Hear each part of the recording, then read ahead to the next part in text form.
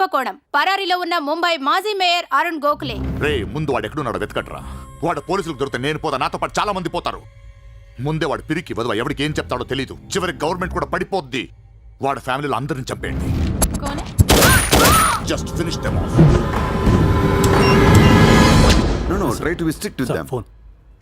Hello. Sir, this is Surya. क्या సూర్య భాయ్ మాకు phone చేశారేంటి? నన్ను అలా పిలవకండి సార్, మీ ముందు నేనంత. హే షాటప్, నాటకాలు ఆడకు. ఇప్పుడు ఏంటి, మా డిపార్ట్మెంట్ కూడా 2% కట్టాలా? సార్ 50,000 కోట్లు వదిలేసి నా మీద పడ్డారేంటి సార్? ఈ స్కామ్లో ఉన్న వాళ్ళందరినీ మీరు బయటికి లాతానంటే అరుణ్ గోఖలేని మీకు అప్పచెప్పు. అరుణ్ గోఖలే మాకే దొరకలేదు, నీకెలా దొరికాడు? బొక్కలో ఉన్న ఎలక్కి ఇంకో ఎలక్ కనపడుతుంది సార్. ఆ ఎలకని ఇప్పుడు వర్సో ఆ పోలీస్ స్టేషన్ దగ్గర వదిలేస్తున్నాను. పర్లేదు సార్, సిగ్గుపడకండి, దిగండి.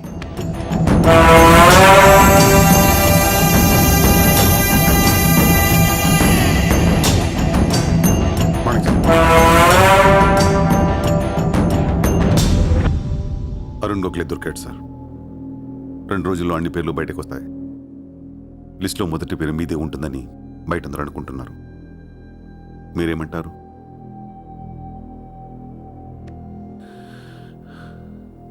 అరుణ్ గోఖలేని పట్టించింది సూర్యాని. I don't understand one thing sir. మీరంటే వాడికి ఎందుకు సార్ అంత పగ?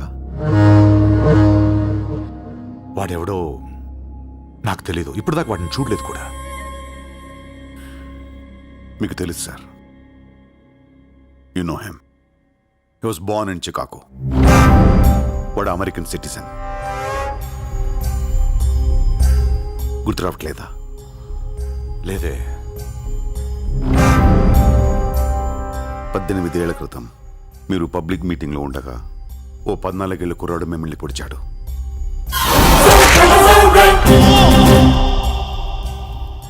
మర్చిపోయారా? మీరు చావకపోయేసరికి వాడికి కసి తీరక గన్ తీసుకాల్చాడు. ఆడే సూర్య.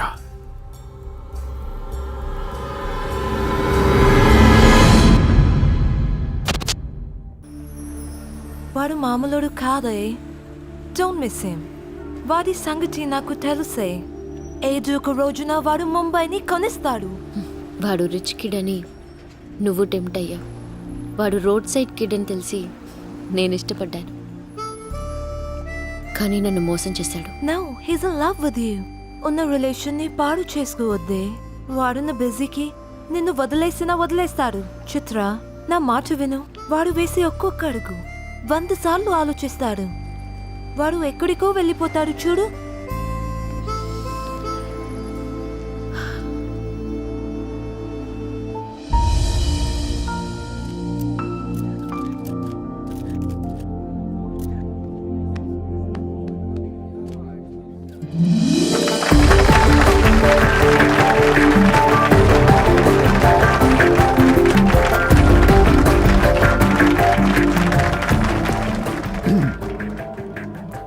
Good evening, ladies and gentlemen. It's a great honor for me to be here today at the opening ceremony of our business bank. Let me first extend my warm welcome to all of you. Thank you so much for being here.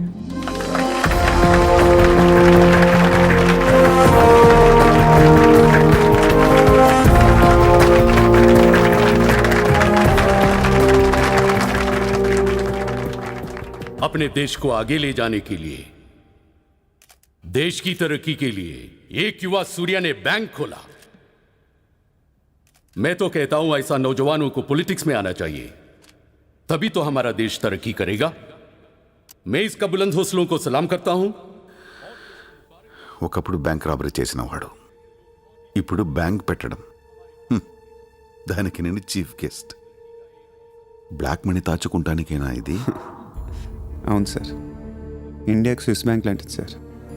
వైట్తో పాటు black money కూడా దాచుకోవచ్చు. చాలామందికి డబ్బు ఎక్కడ దాచుకోవాలో తెలియట్లేదు sir, అందుకే పెట్టాను. అంతేకాదు మిస్టర్ సూర్య, ఈ రోజు ముంబై పోలీస్ అసోసియేషన్ కి 50 lakhs ఫండ్ ఇవ్వడం చాలా ఆనందంగా ఉంది.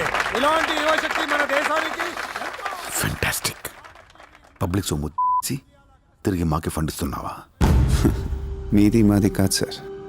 ఇండియాలో డబ్బు ఉంది, ఎవరికి చేతనైంది అది తీసుకోవటమే సార్. మంచితనానికి రోజులు కాదు సార్ ఇవి. మంచోడిని త్వరగా దేవుడు తీసుకెళ్ళిపోయాడు అంటారు. తీసుకెళ్ళిపోవడం కాదు సార్, ఇక్కడ ఉన్న వాళ్ళు అందరు కలిపి పైకి పంపించేస్తారా? మీరు స్ట్రిక్ట్ ఆఫీసరే సార్, కానీ మీ డిపార్ట్మెంట్లో ఎంతమంది మిమ్మల్ని బూతులు తిట్టుకుంటారో తెలుసా సార్? పబ్లిక్ కూడా సార్. ఆఫీసర్లు స్ట్రిక్ట్గా ఉంటే నచ్చరు సార్, లూజ్గా ఉంటే నచ్చుతారు. టు బి ఫ్రాంక్ సూర్య, నిన్ను దగ్గర నుంచి చూస్తుంటే కోపం తగ్గిపోతుంది. ఒక్కొక్కసారి అనిపిస్తుంది నీలాంటోడు నా డిపార్ట్మెంట్లో ఎందుకు లేడా అని. నీలో ఉన్న కసి నిన్నెవడిలోనూ చూడలేదు. But your on the wrong track. No sir, I'm on the right track. Sir మీరు అబ్జర్వ్ చేశారో లేదో, లాస్ట్ 3 months నుంచి ఇండియాలో మర్డర్లు తగ్గిపోయాయి, కిడ్నాపులు తగ్గిపోయాయి, క్రైమ్ రేట్ మొత్తం పడిపోయింది సార్. కావుంటే రికార్డ్స్ చెక్ చేసుకోండి సార్. ఆకలేస్తేనే ఎవడ నేరం చేస్తాడు సార్. నేరస్తులందరికీ శాలరీలు ఇచ్చి పెంచుతున్నాను సార్. మీ డిపార్ట్మెంట్లో కూడా శాలరీలు పెంచమన్నాను సార్, ఎవరికి సరిపోవట్లేదు. మీ శాలరీ మీకు సరిపోతుందా సార్? దేశం కోసం పనిచేసే పోలీసులకి శాలరీలు సరిపోవట్లేదు, దేశాన్ని దోచుకునే నాలాంటోళ్ళ దగ్గర వేల కోట్లు. కొంచెం కోఆపరేట్ చేయండి సార్, పెద్దోడిని కొట్టేద్దాం, పేదోడికి పెట్టేద్దాం. But one thing sir, I'm not interested in money, I'm interested in power.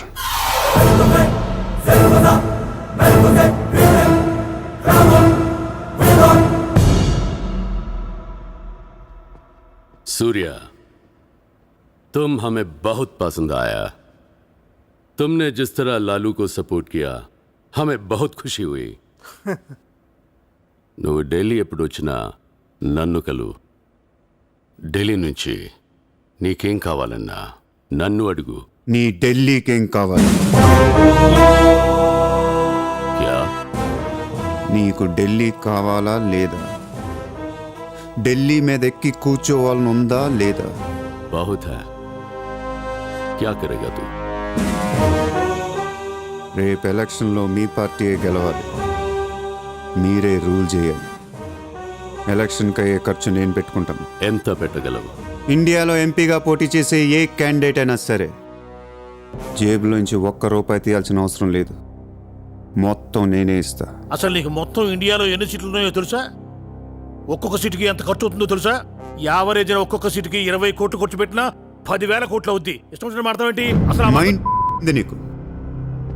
Last time ఒక అహ్మదాబాద్లోనే 60 కోట్లు ఖర్చయింది, జైపూర్ 25, జైసల్మేర్ 35, జబల్పూర్, కాన్పూర్, కోల్కతా, హైదరాబాద్, చెన్నై, రాజ్కోట్, పనాజీ, నాసిక్, బెంగళూరు, కొచ్చి, కొల్లం, ఉడిపి, ఇలా దోల్ తీర్పై సెంటర్లు ఎన్నో ఉన్నాయి. అంతా చండీగఢ్, ఛత్తీస్గఢ్ లెక్కలు చెప్తావేంటి? మొన్న ఒక కడపకే 250 కోట్లు ఖర్చయింది. అన్నిసార్లు ఓటు 500కు దొరకదు, కొన్నిసార్లు 5,000 కూడా పెట్టాల్సి వస్తుంది. ప్రాణం పోయినా సీటు కావాల్సిన సెంటర్లు కొన్ని ఉంటాయి. అక్కడెంత ఖర్చు అవుద్దో ఎవ్వడికి తెలియదు.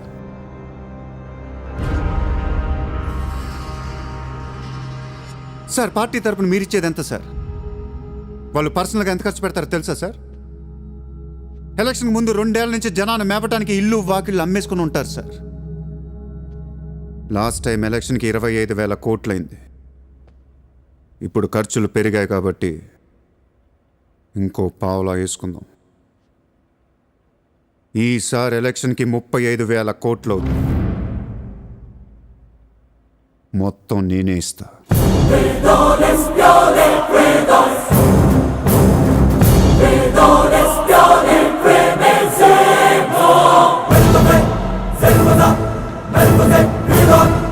మీ ఇన్ఫ్లుయెన్స్ వాడి ఎలక్షన్ టైంలో నాకు 25 హెలికాప్టర్లు ఇప్పించండి. హెలికాప్టర్లు ఎందుకు? డబ్బులు పంచడానికి రా ఎర్రి.